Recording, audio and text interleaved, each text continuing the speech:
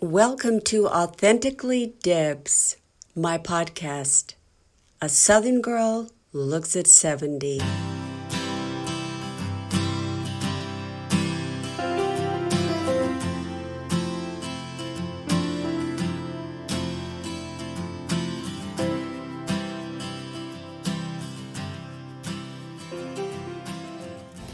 There is one more thing I want to mention about the wicked witch that was I don't guess I should call her that, but who was the madam when I first started my brief experience as a call girl in Manhattan.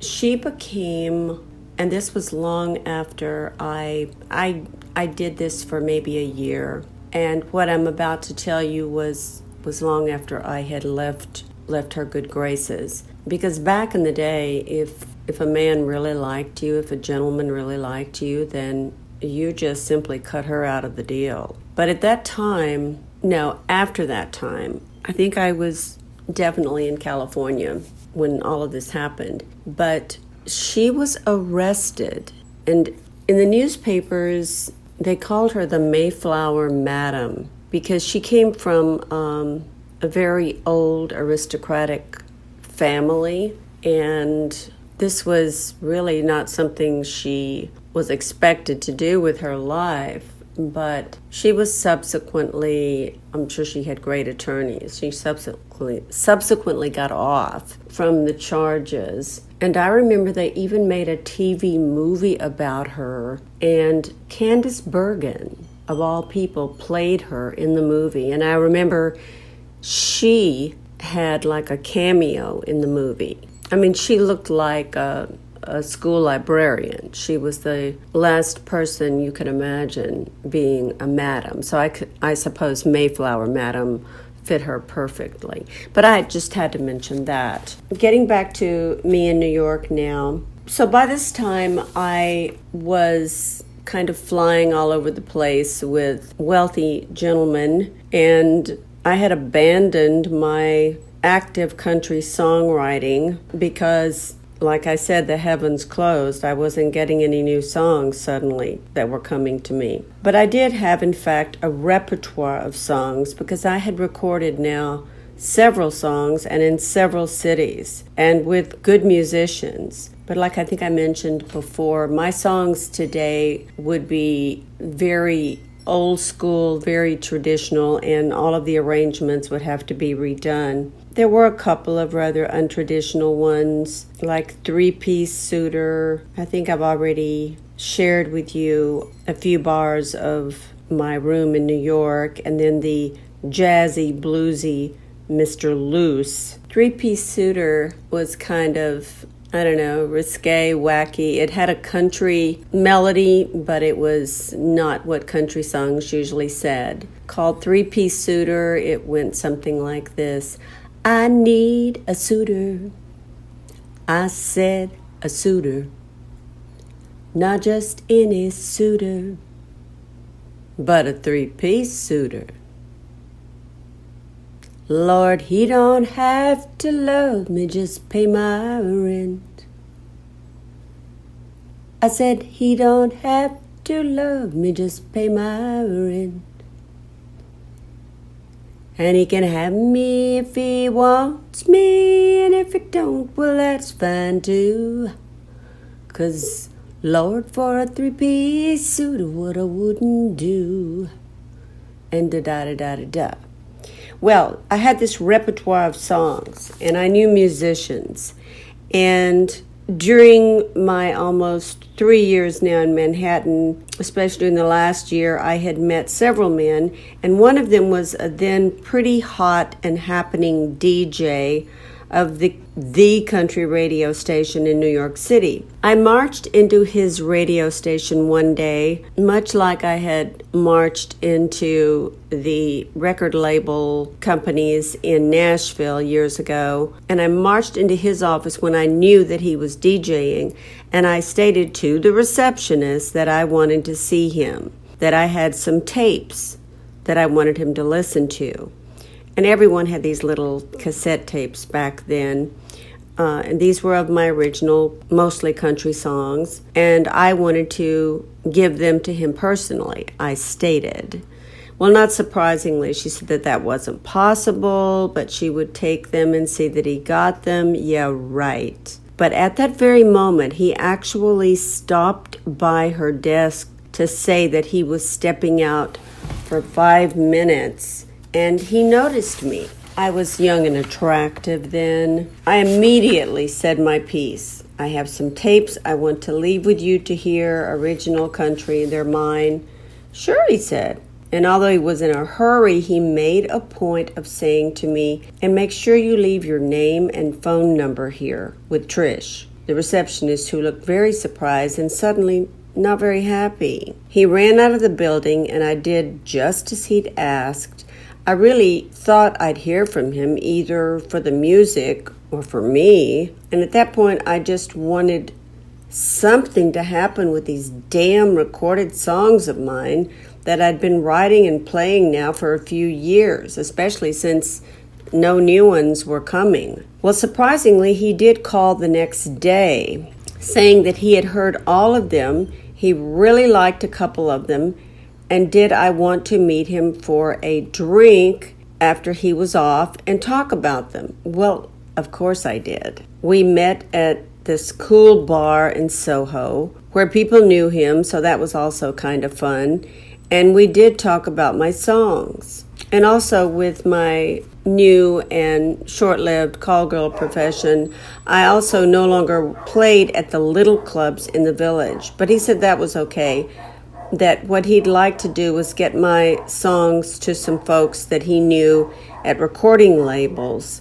And this was the time also, this is kind of important, when country was really beginning to cross over into pop for the first time. So country was really becoming hot then. And if they liked any of the songs, he would like for me to showcase them at the Lone Star Cafe on Lower Fifth Avenue, the place at that time to hear country music in Manhattan. And that if they had interest, and he really thought they would, he would bring them to my showcase at the Lone Star. Well, I was psyched and still quite naive, believe it or not, so he said he'd get back to me on it. Then, of course, he asked me to come to his apartment with him, which I couldn't do. I said no. It looked like I was playing hard to get, I guess, or better yet, that I knew who I really was, which I didn't yet. Truth be told, I said no because I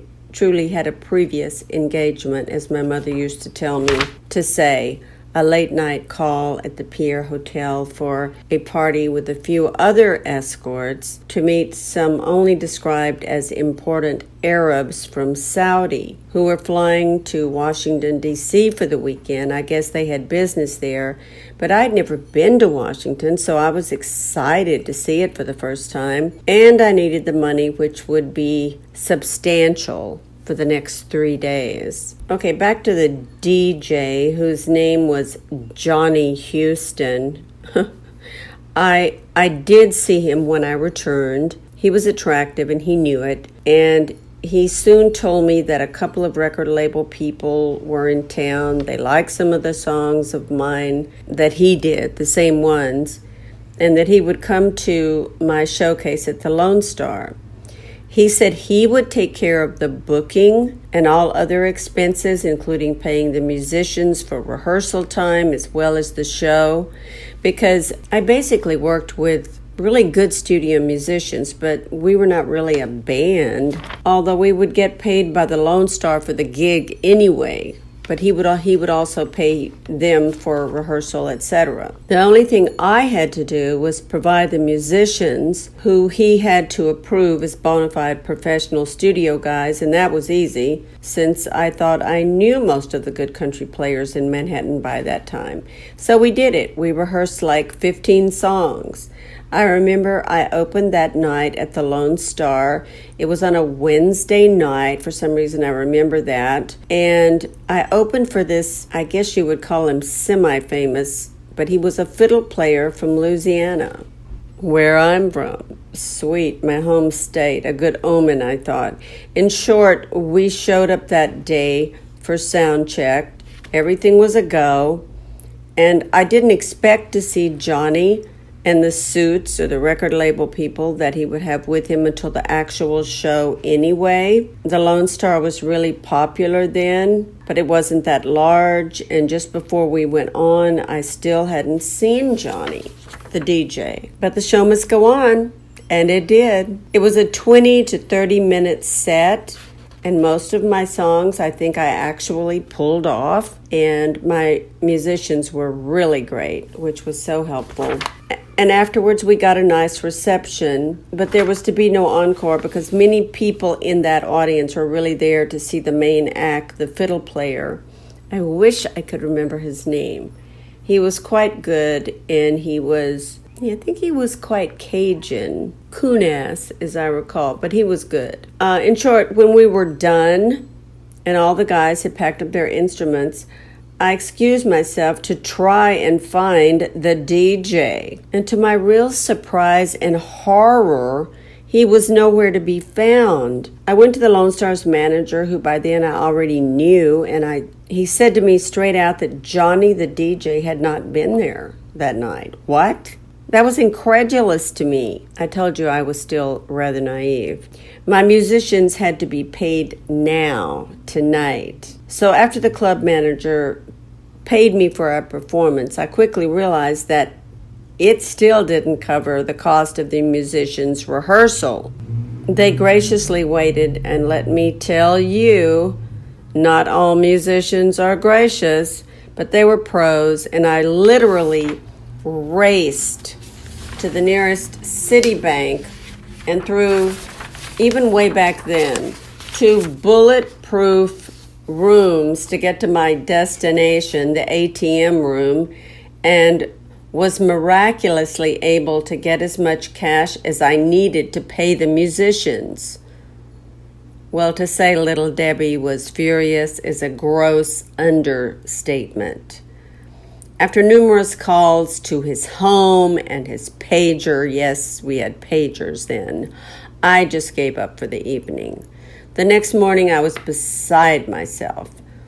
I had been making good money as an escort for the little time I'd been doing it, but now thanks to asshole Johnny DJ, most of it was now gone to pay the damn musicians. I took a cab to his radio station, and since I knew him well, I thought by that time I was usually waved to go right in to see him and say hi, whatever. Even in the booth, if that's what he wanted. Except that day I was stopped and informed that Johnny was on vacation. What? When did he leave? 2 days ago, I was told. Interestingly, the last time I had spoken with him before my show. I really had nothing to say after hearing that from Trish, the receptionist. She smiled. I had been had so badly, and I bought it hook, line, and sinker. I would like to tell you that was the last time something like that would happen to me, or that I would allow it to happen, but I would be lying to you. And this podcast is called Authentically, Debz. Now, at this time in Manhattan, I was living in a lovely Lower East Side flat that belonged to Tommy Lee Jones, and I was subletting it. It was very airy and light, and God, I needed that now, especially after what happened at the Lone Star, after that horrible night and the no-show of the asshole DJ. I was suddenly, in fact, intent on leaving New York. Hell, leaving the country. My destination would be Paris, and that would be France, not Texas. I remember I consulted my astrologist before I got on the plane, and she said, well, there won't be a limo at the airport waiting for you. Sure you don't want to wait? No, I said, gotta go. And I did. I also remember I bought a one-way ticket to Paris Today I would probably be investigated as a possible terrorist. But I was going to try to stay there. Did I give any thought to my children? With my crazed OCD at that point, I guess not. I didn't expect to stay there for the rest of my life, but I wanted to try to make it in Paris since New York had so pissed me off. And I wore for my maiden flight to Europe a $5,000 Galliano dress. I started to say outfit, excuse me, but it was a dress that a rich Saudi, who was surprisingly a fun guy, had bought for me at Bergdorf's. I only wish I knew where that dress was now. Alas. Anyway, on the flight, I sat next to an evangelical minister from Texas. Imagine. So I talked to him. I was not having an anxiety attack yet. He said he had been to Paris at least a few times before, and right now he was going there for some kind of church business that I wasn't interested in pursuing. But as the gravity of what I was doing actually began to set in with me, about the 4th hour into the flight, I was becoming a little anxious, so I actually asked him where he was staying in Paris, and because I didn't know where in the world I was going to stay. And he told me he always stayed at a small hotel off the Champs-Élysées. And by the way, I also remember that sometime during this 7-hour flight, I began writing an opening scene for a screenplay or a film. I hadn't done this before, but like my original country songs of the recent past, heaven seemed to open up, this time on an airliner, and manna from heaven poured out again in the form of what I thought was my best ever writing attempt of an opening scene of a movie.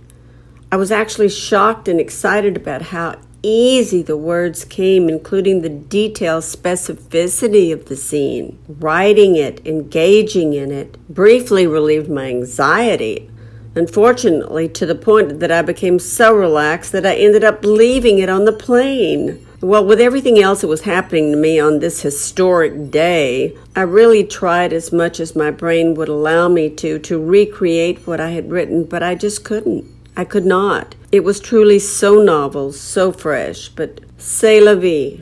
To this day, I felt so strongly about that opening scene I left on that plane that day, that in watching new films, I'm always in the back of my mind looking for a deja vu moment which will remind me of the beginning screenplay that got away. But so far, 30 years later, nothing. I do stay tuned, though. Okay, looking back, that preacher I was sitting by from the plane that landed in Paris may have actually thought I was coming on to him. Au contraire. No. It was that I suddenly realized I would be landing on what really felt to me at that time like a new planet, my first trip to Europe, and I didn't know my way around at all. So I point blank asked him if I might share a cab and go with him to his hotel, and I made it real clear it was because I had no idea where to stay. And he was slightly taken aback, I remember, but he did tell me it wasn't fancy, but it was reasonably priced. And he said, after some thought, all right. Sure enough, when we landed in what felt like the next 5 minutes, we did share a cab to the little hotel in the heart of Paris. Probably in the United States, it would be more like a motel, but it looked good to me. Now, I have always loved le français, French. I adore it. I studied it through high school with a marvelous teacher from France, not like the Spanish teacher who steered me completely wrong in college, if you recall. And I've always had a natural affection for the French language. And also, in fact, while I was in New York, I regularly had French lessons while I was there those 3 years. And it was from a native French person, a delightful woman. But anyway, to my dismay, when we approached the hotel desk, I suddenly realized that the hotel clerks spoke only French, and I immediately, to my chagrin, became simultaneously deaf, dumb, and blind regarding my beloved language, le français. The ugly truth was that I had no preparation for this sudden trip and hadn't even brought a book of French phrases to help me, because I could read French fluently. I didn't necessarily understand all that I read, but I could read it fluently. So I shamefully just blurted out in English that I needed a room, please. Not even a s'il vous plaît could I muster. The hotel clerk that I was encountering was very much less than thrilled, shall we say, with my language circumstances, but he ultimately did very kindly, but still reluctantly, began to speak to me in broken English, thank God. After I was assigned a room, the minister shook my hand and he said good luck, and then he proceeded to check in himself in French. He knew how to do it. When I finally found my room, as I stepped out of the small elevator, I looked around and saw something I had never seen before and truly knew nothing about. It was a bidet. I had never seen anything like it, and for the life of me, I didn't know what to do with it. Since it was in my room, which I had also noticed there was no toilet in the room, I thought it must have something to do with that. I walked out of the room and down the small hallway and came to a water closet with a good old toilet, or what we would call down south, a commode. So I assumed unhappily that everyone on my small floor of that small hotel had to share that toilet. God! Oh well, I thought, I was not going to be spending hardly any time there at that hotel room, and surely they had restrooms around the city. So I just went to bed. I don't even remember if I slept. That was so long ago. What I do remember is that I wanted to find some kind of job in Paris, and I wanted to find it fast. I had only brought 1,000 francs with me. Had I lost my mind? Well, of course I had. I had OCD. One really funny thing happened at that time that I must share with you, which certainly wasn't funny to me at the time. But I definitely needed a job, and I had convinced myself that I could make a living in Paris as a country singer, because at that time, as I mentioned earlier, country was crossing over into pop, and I assumed, and of course you know when you assume anything, you make an ass of you and an ass of me. But this time it was only me. But I assumed that that was also true in Paris, that country was crossing over into pop. So when I found out about a club that was called the Crazy Horse Saloon in Paris, that made me naturally think of the Lone Star Cafe in New York. So I figured it must be a country nightclub, right? So I paid a goodly amount of my money to take a cab one night to that club. It was no doubt popular, and it was packed. When I walked in, the maitre d' glanced at me, approached me, picked me up, and placed me on the bar. There was not standing room even. And when I looked up to see the show begin, let me just say, it wasn't country. Dorothy, you are no longer in Paris. Excuse me. Dorothy, you are no longer in Kansas. You are, in fact, in Paris.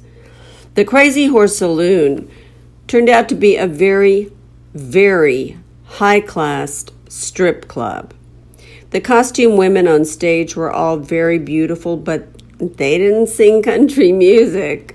That was an instant wake-up call to me that I would have to find another way to make a living in Paris, and I had no intention of continuing my brief career as a high-class call girl, no matter how badly I needed the money. And funny looking back, it never occurred to me to try to teach English there.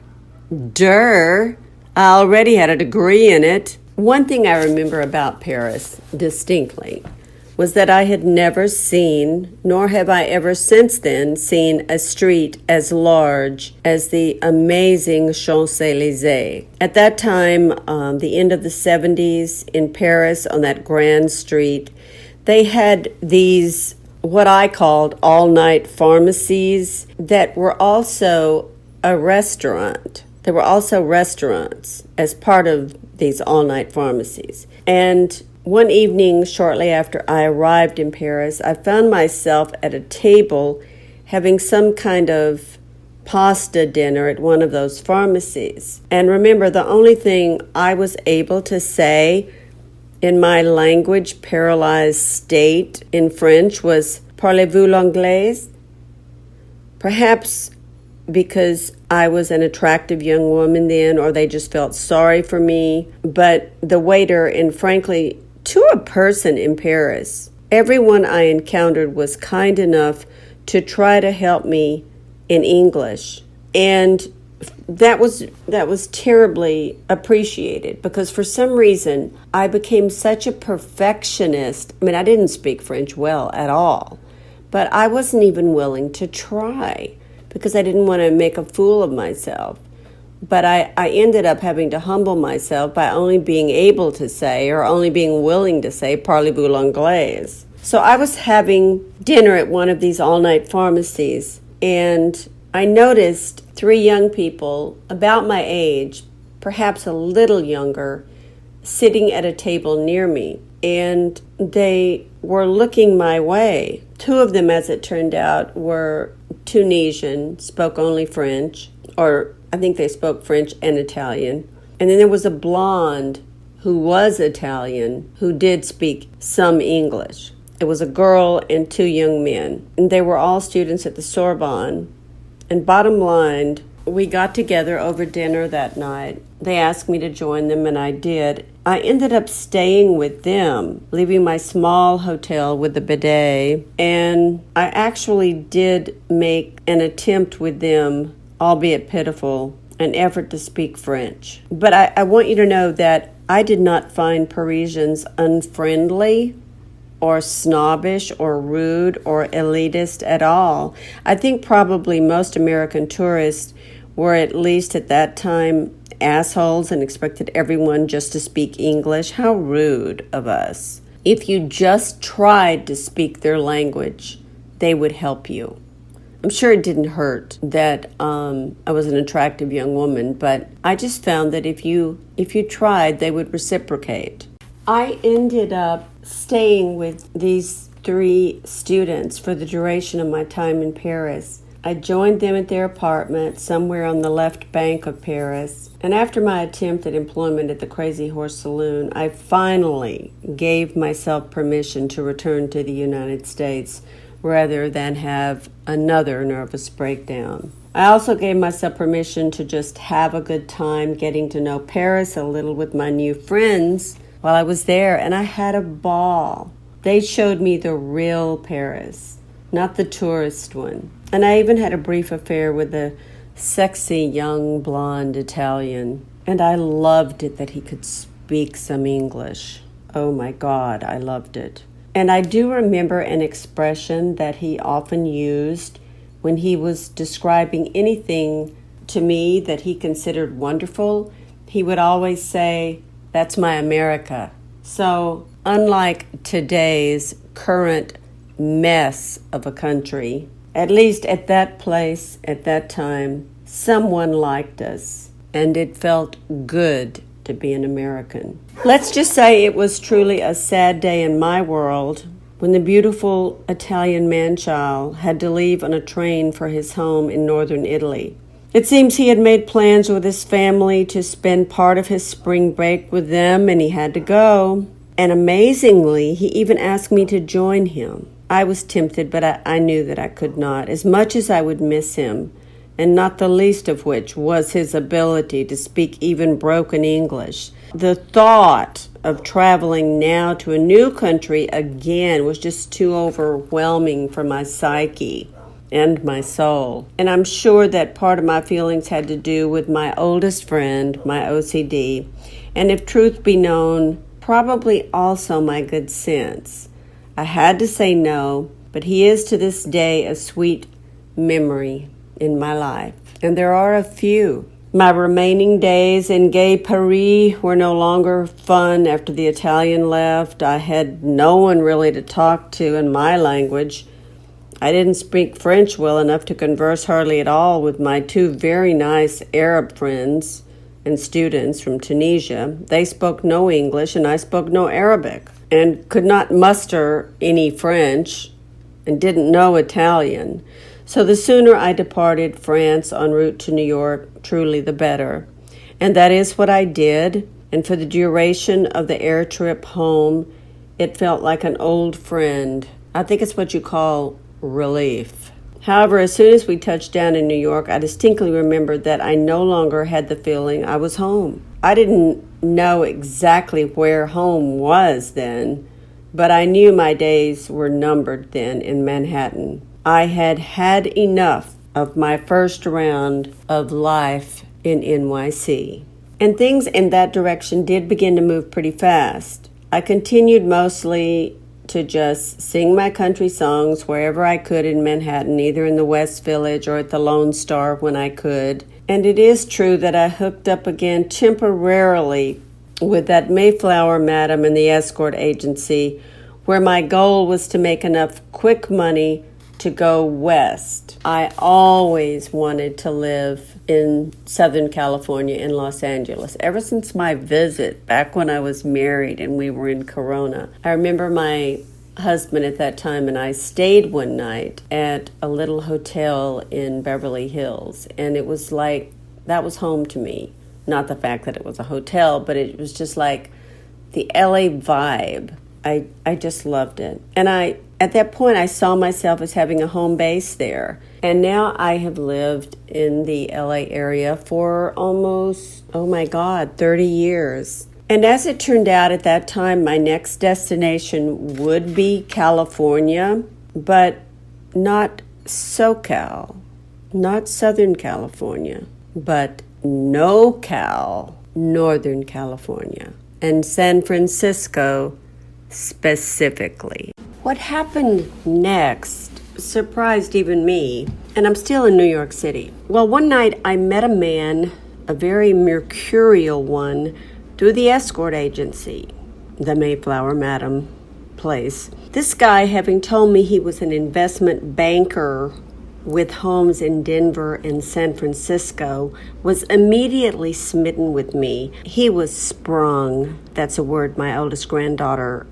has used when guys like her more than she likes them. And after only a few dates and days and having lavished me with dinners and small gifts, he asked me to go with him to Denver and then to San Francisco. I had shared with him that I was ready to leave Manhattan, and with my Cinderella complex, here comes the handsome prince. He wasn't that handsome, but the two of us did depart New York City together shortly en route west, less than a month after my return from Europe. California, here I come by way of a detour in Denver, which was okay because I had not been there since I was a 3-year-old. Remember, my first memory was throwing up all over myself, visiting relatives there and having my t-shirt cut off of me. In fact, I did not also remember, naturally I was 3 years old, how beautiful Denver was. It was winter when the mercurial man named Patrick and I arrived there. He lived in a large high-rise on Park Lane in Denver, and it overlooked a lovely park. And I remember he left me there alone shortly after we arrived on yet another business trip to I don't know where. I don't remember where he went. And he also left me with cash and a car to explore the city, which I was really looking forward to. Although we talked daily by phone, Patrick was gone for at least 7 days, and by the time he returned, I had found a salon I liked, hair mani-pedi, knew my way around the city, found a favorite boutique and bookstore, and was getting some much-needed rest. One thing I remember distinctly that I loved about Denver was that whenever it snowed there, and sometimes it snowed a lot, after the snowfall, storm, or blizzard, it was somehow miraculously usually gone by the next day. That was Denver, and that included cleanup. So no having to drive in the messy aftermath of a snowstorm. I still love Denver, just not the Denver Broncos, except certain players, certain years. I have long ago become a rabid sports fan, and I'm proud. In less than a week after Patrick returned to Denver, actually he was a sports fan too, which was good. He informed me that we needed to go to San Francisco. Well, I was certainly game, and away we went. I remember when we first arrived in San Francisco, we stayed for weeks in the Hyatt at Union Square in downtown San Francisco. I loved it. Even felt a bit like Julia Rogers in Pretty Woman. And an aside, I naturally quickly found the Hyatt's salon. And one day when I was there having my hair done, none other than the mayor of San Francisco, Dianne Feinstein, walked in. It seems that was her salon as well. I do remember her saying hello to me, and I remember how nice and gracious she was. Just a funny thing. Today, she's still senator. I don't think she should probably run again. I think it sounds like her time is about up. Hey everyone, thanks for listening to Authentically Debz. And if you like my show, please subscribe, leave a review, and definitely tell a friend. Oh, and make sure to visit my website where you can keep up with my current projects, learn a little more about me, and follow my latest news. And that website is www.deborahjangray.com. The spelling is Debora, no H, Jangray. And most importantly, blessings to everyone.